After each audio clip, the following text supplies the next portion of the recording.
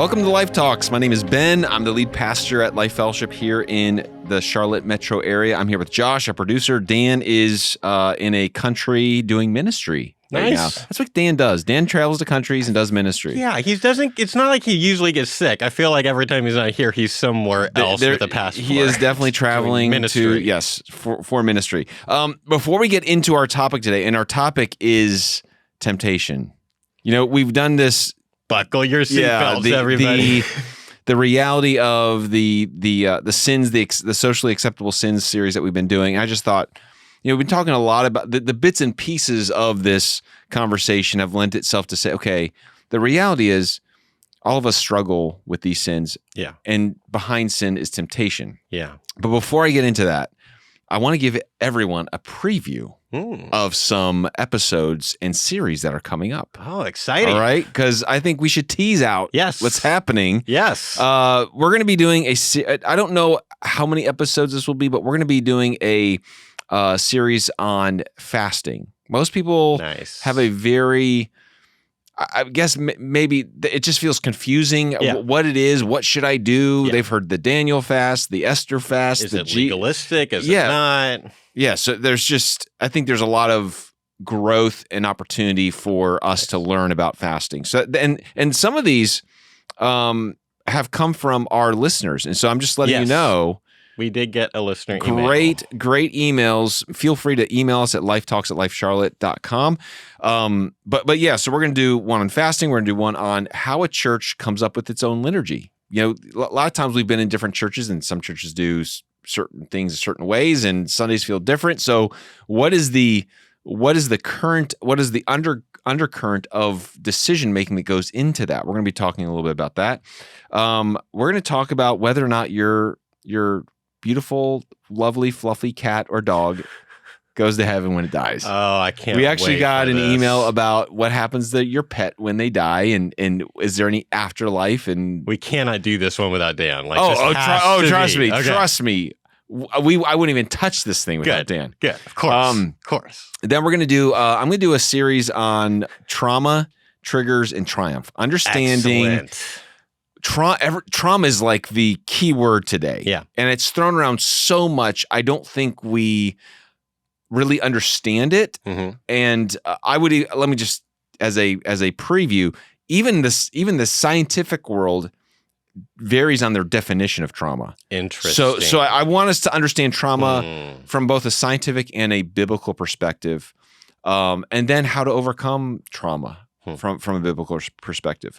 We're also going to be doing a series on parenting adult children, because that is a challenge. Wow, that is a great idea. So these are all, again, these are ideas practical. That are practical. These are ideas that some are theological, but most of them have been suggested by people who are listeners. So thank you again, listeners who are suggesting these things. We will get to them. So Josh, temptation. Yeah. Never happened.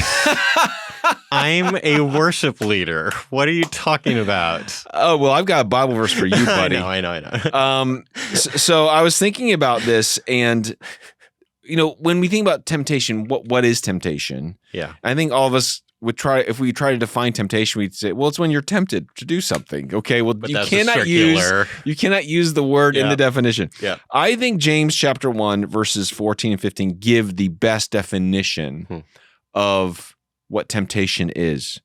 And this is the way James puts it. He talks in the context, he's saying God can't tempt anyone to sin. But he says each person is tempted when he is lured and enticed by his own desire. Being lured and enticed by his own desire.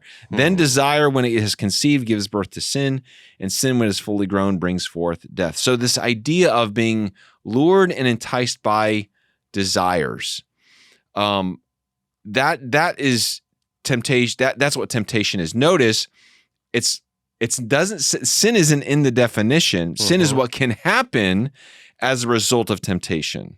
Okay, that's a great distinction. So I think we'll talk about that, but just in that simple verse that we just read, okay, that each person is tempted when he is lured and enticed by his own desires. There's two major things I want to point out here. Number one, it says each person, everyone I think one of the most basic principles we have to understand is everyone is tempted. Yeah. I don't care, worship leader, Yeah. lead pastor, Yeah. missionary, church member for 50 years, chairman of the deacon board. Buddhist monk. It does not matter who you are, how long you've been doing your walk of holiness with God. Yeah.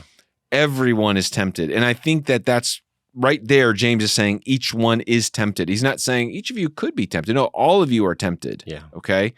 And so I think that's really important that nobody is beyond temptation. I think the second thing he talks about is lured and enticed by his own desire.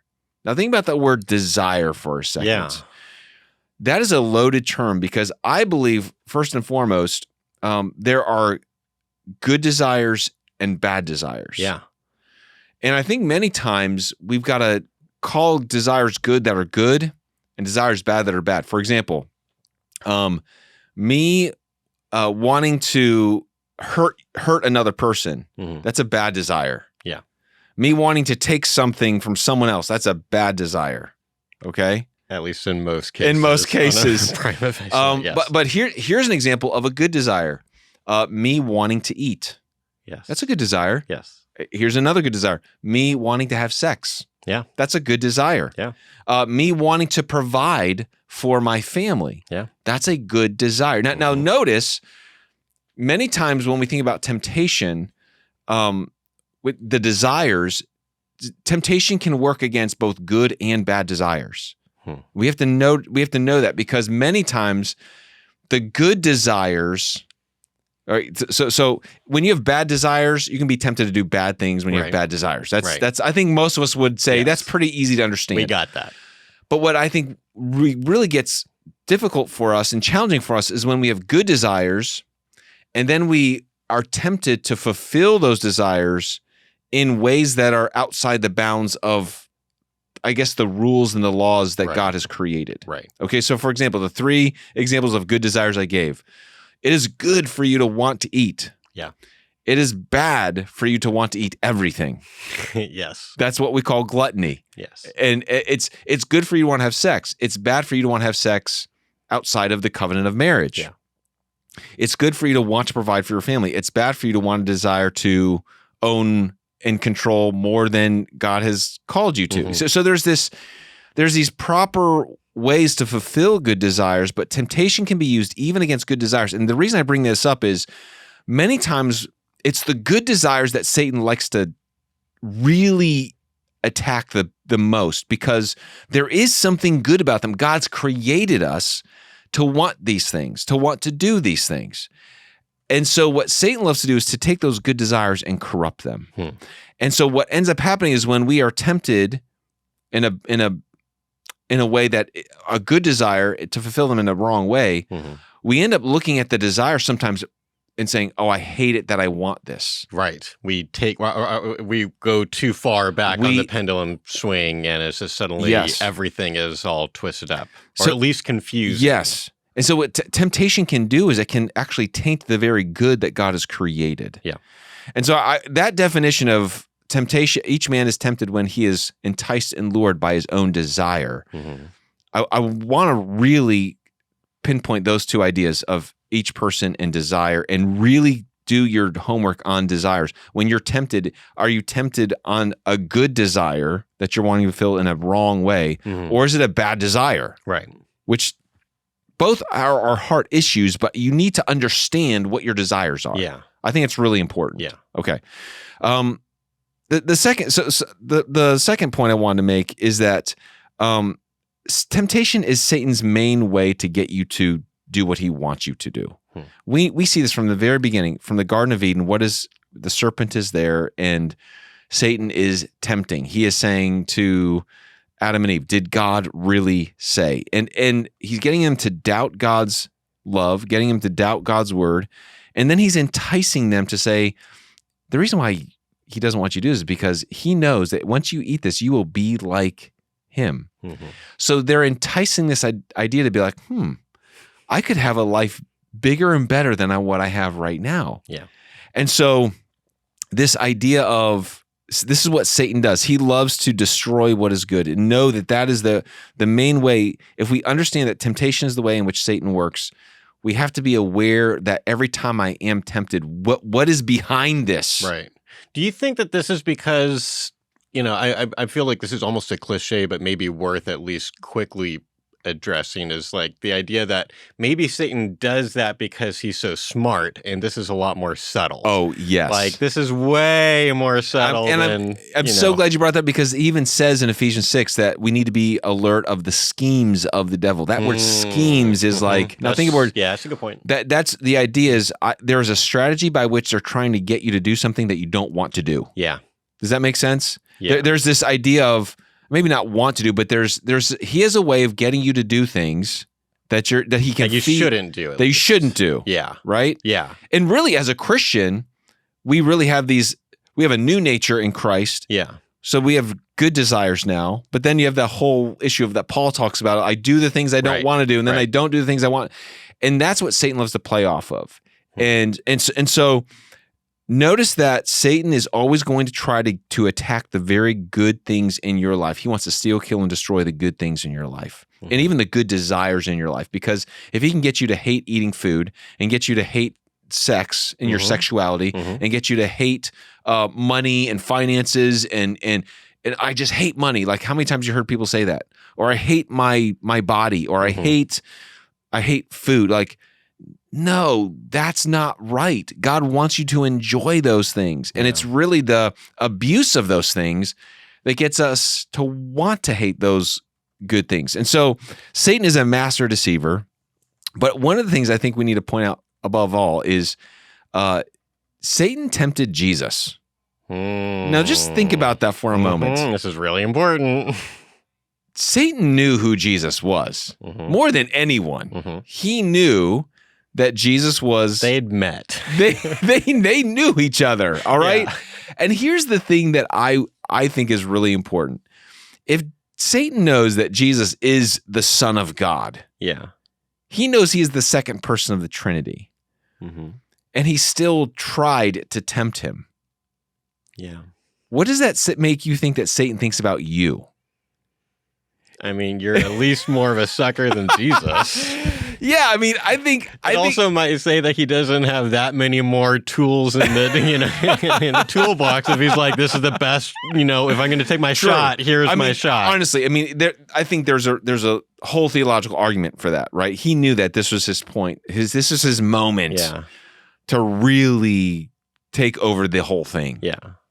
But from a human perspective, looking at it, here's the thing I think we need to understand. If Satan is brash enough and bold enough to try to tempt Jesus, who he knows he is the second person of the Trinity, don't you think for a minute Satan's like, oh, I can't touch him. Yeah. Or I can't touch her. Yeah. So just to clarify, so like in my mind, I wouldn't ever think like Satan would be brash and thinking that he could tempt me, but I would think that oh, shoot, I lost my train of thought. Well, I think this is for us to say, don't let your own personal level of righteousness ever get you to the point that thinks I'm beyond this. Yes, that's where I was going. That to me is the most important thing, that you don't ever if that thought comes in your mind, says I'm beyond this or I'm beyond this temptation, you better cry out to God every day. This is why the stats on pastors are not great in the areas of at least some temptation, right? So, yes. So to me, humility about your own righteousness and gratitude for any holiness that you do have is paramount, because over and over and over again, it's one of the most famous verses about pride is pride comes before destruction.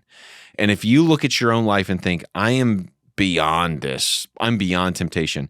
Satan didn't think Jesus was beyond temptation. And so if he doesn't think Jesus is beyond temptation, he doesn't think you are. And he will backdoor his a way to tempt you, because he doesn't respect you at all. He doesn't respect anything about you. And so if you're saying, well, I've made good choices for 10 years. He's like, yeah, but guess what? Yeah. I've got a 5-year plan to get you to fall. Like that's the way he thinks. Yeah. So, and again, going back to the temptation of Jesus, another lesson we can learn is he approached Jesus when he was at his emotional and physical weakest. So that's a great point. I had never made that connection. Yeah, so don't think know that he might just look at you and be like, okay, he's at church. I'm not going to... He's waiting. He's waiting. He will wait until you are hungry. Yeah. He'll wait until, you've gotten a fight with your spouse. He'll wait until, whatever it is. He will wait until the moment he's like, I think they're weak right here. Wow. And so I think those are moments by which we have to be aware. That's sobering. Like that should be more than awareness. That should be sobering. Like if you combine that with what you said and about 5-year plan, which is more than most of us have in our businesses. And I was gonna joke, just 5. It's probably more. Like the idea that there would be a plan like that far along, just waiting for an opportune moment, if maybe not now is the time.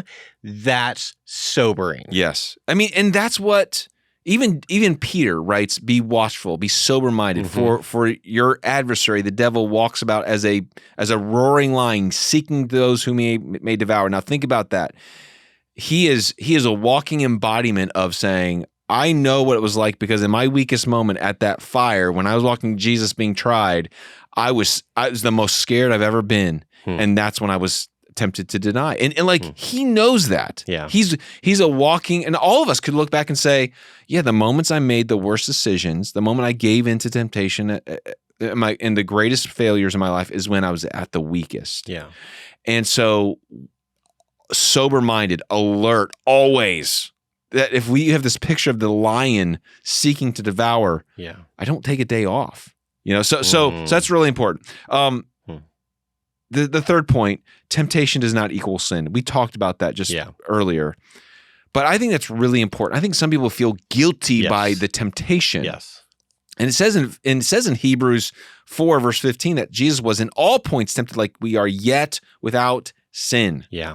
So what that means is you can have these desires or these thoughts, these intrusive thoughts, where something comes in your mind and it's like, I don't want to think about that, or I need to reject that, but just because that comes into your mind doesn't mean that means you've sinned. Yeah. Okay.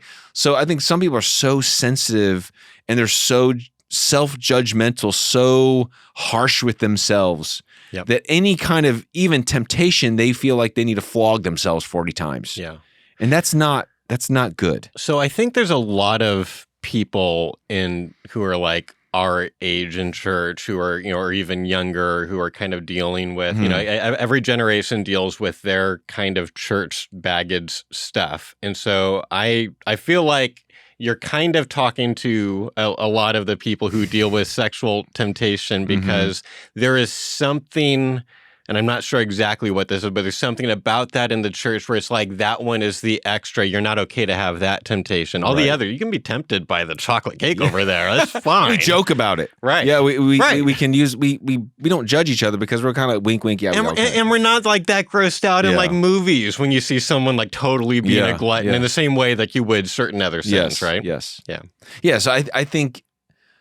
I bring this up because of my own experience of counseling other guys in this area, that many times that they beat themselves up for even having thoughts of temptation, and it's like, no, you don't let that defeat you. Yeah, you know what I mean. Yeah, that's not the defeat. That's not the loss. And know that that's part of humanity. Jesus was tempted. In all points tempted like us. That means every temptation that people have felt, Jesus felt that tinged desire to do something. This is how smart this is. Okay, so like imagine going, the battlefield is before you. I'm imagining like, like a Star Wars Jedi game where you have like this, the arena, and I got to deal with this dude, right? Yeah. This boss or whatever.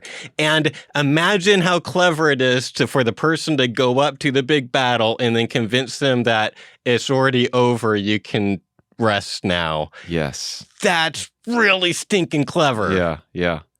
I think that's sobering. It is. I have a few questions. Okay. So when it says in that verse, by his own desire, you've talked a lot about the devil tempting us. And I think we all would naturally understand that a lot of times the devil is tempting us with our own desires. Right. We're going to have He's an expert on us. He's watched us for 4 decades. Right. Does the devil ever tempt us in areas where like we would not have kind of naturally gone that direction on our own? Oh, I think so. Talk about that a little bit. That's interesting. I think they're always, and again, I think when we say devil, I don't think that the hierarchy, like we all have been assigned certain devils or demons or whatever it might be for temptation. Right. I think that they're always going to try to find where's the hole in the fence. Yeah. You might have never stolen anything in your entire life, but all of a sudden there's just that something presents itself in front of you and you're like, You downloaded that one movie. Yeah, like is $2 really that big a deal? Right. And so I think they're always kind of like, kind of poking the where are the holes in the system? Where are the holes in the fences that we can get through? Yeah. And if you think like, well, I've never stolen anything, or I've never been tempted in this issue, I've never lied, I've never whatever. Yeah. They're going to find a way to get to see where there's a soft spot. He's trying everything. Yeah. So don't think that like, oh, I'm beyond that. That's really helpful. Yeah. Okay. Do you think that temptation always originates from No. Satan / spiritual warfare or whatever? I'm glad you brought that up. Okay. I don't think so. Because again, from your own desires, I think if every devil and demon was bound in Hades right now, people would still sin. Yeah. Because I think there's something about the flesh that we still want what we want. And that's really important for us in our, I'm going to get into this a little bit next episode, but if you are not honest about your own desires, you're in a bad world of hurt. Yeah. So the last thing, and we'll end with this because we got another episode to do, is that temptation is not all powerful. Okay. So 1 Corinthians 10:13 says that God provides a way of escape when we are tempted. That is really important to know, that when we can't say the devil made me do it all the time. We can't always blame shift. We can't just say like, it was inevitable for me to fall into this trap. Yeah. If God always provides a way out, what he's saying is, he's always given you something that he can give you to say no to that, or at least stop in the process of, I have this fork in the road, and there's a fork in the road by which I could choose the way of God or choose the way of my flesh. There will always be the other option. There's always going to be an off ramp. That's the thing. Like there will always be an off ramp for temptation. So just know that. Yeah. That it's not inevitable. It's inevitable for you to be tempted. Yeah. It's not inevitable for you to sin. Yeah. And I think that's really important. I mean, it's inevitable that we're going to sin in general, but it's not. But any given sin is not inevitable. Exactly. Right? Yeah. Exactly. Well said. So, all right, that's our initial conversation with temptation. Next time we will talk about, okay, what do we do when we're tempted? Because obviously, what we want is victory over temptation. Yeah. But I think we have to understand the way temptation works before we talk about that. So, anyways, thank you again for listening to this episode of Life Talks. I hope this has been encouragement to you. And maybe you're at a point right now where you need to hear this because you're in the battle of temptation. And just know that you can go to God right now. Read some of these scriptures that we talked about. James 1:14-15, Hebrews 4, verse 15, 1 Corinthians 10, verse 13. Read Matthew chapter 4, verses 1-11. Read these accounts or these verses about temptation so that you can align with Jesus' heart, that you might have the victory over sin in your life today. Thank you again for joining us on Life Talks. We'll talk to you next time.